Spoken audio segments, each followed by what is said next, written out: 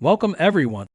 Today, we delve into a significant work of literature, Thinking, Fast and Slow, by the Nobel laureate Daniel Kahneman.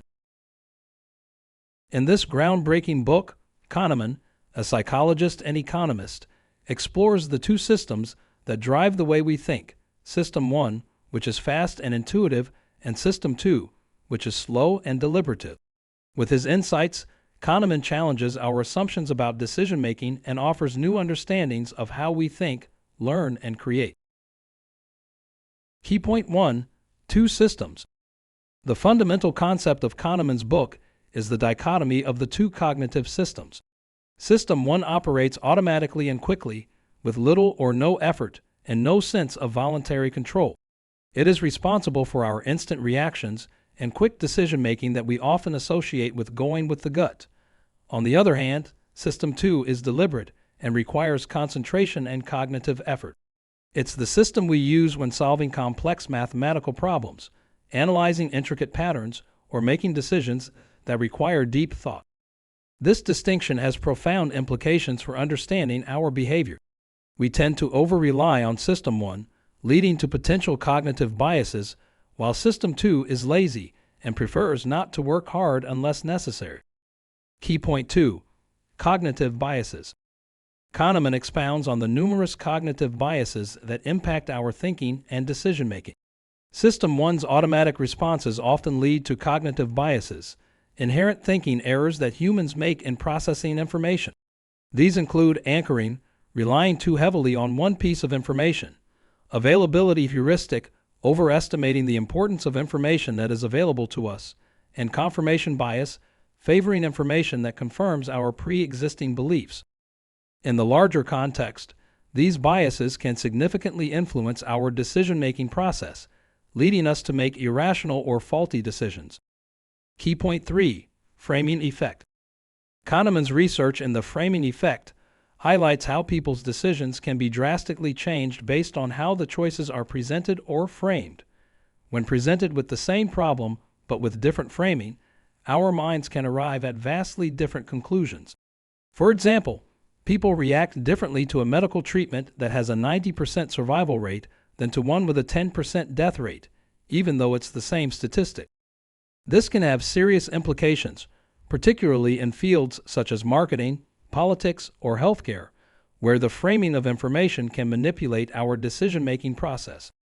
Key point 4. Prospect theory. One of the most influential concepts in the book is the prospect theory. Kahneman explains how people make decisions involving risk. Traditional economics argues that people are rational actors, but Kahneman's prospect theory argues otherwise. People often make decisions based on the potential value of losses and gains rather than the final outcome. We tend to fear losses more than we value gains, a cognitive bias known as loss aversion. This principle affects everything from our personal finance decisions to how we navigate relationships and negotiate in business. Key point 5. Experience vs. memory. Kahneman discusses the conflict between our experiencing selves and our remembering selves. Our experiencing selves live in the present and know the present, whereas our remembering selves maintain the continuous narrative of our lives. Interestingly, our decisions are majorly governed by our remembering selves. This means we often make decisions based on how we think we will remember the experience rather than how we will experience it. This leads to a discrepancy between what makes us happy in the moment and what we remember as making us happy. Key point 6. Overconfidence. The book delves into the bias of overconfidence, where individuals overestimate their own abilities or the accuracy of their predictions.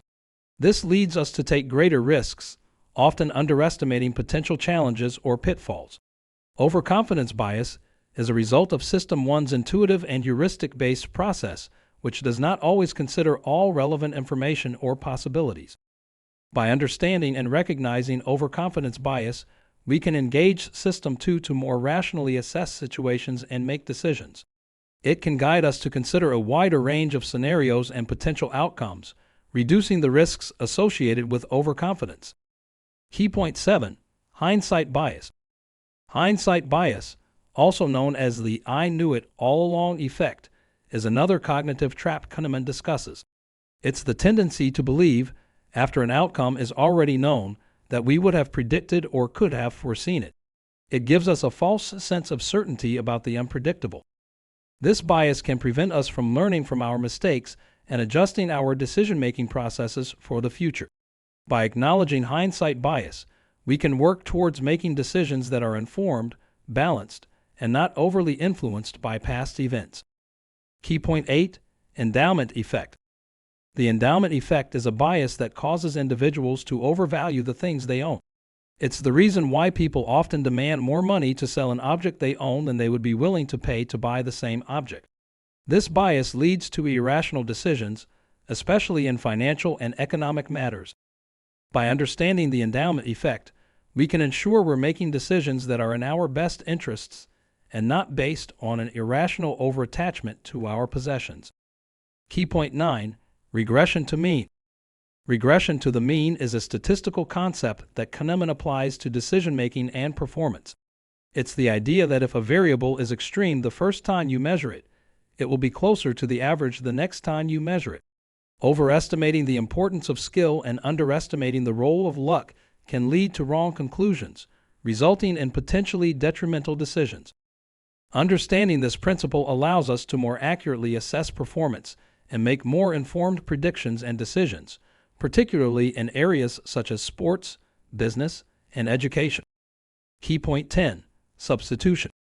The final key concept in Kahneman's book is substitution. When faced with a difficult question, we often answer an easier one without realizing it. This is a default strategy of System 1, as it takes the path of least resistance. It leads us to oversimplify complex problems and can result in decision-making that doesn't fully address the problem at hand. Being aware of this cognitive shortcut can help us ensure that we're truly addressing the questions and challenges we're faced with, rather than substituting them with simpler but unrelated issues. This awareness can lead to more effective problem-solving and decision-making. Thinking Fast and Slow offers an in-depth understanding of our thought processes and the inherent biases that guide our decisions.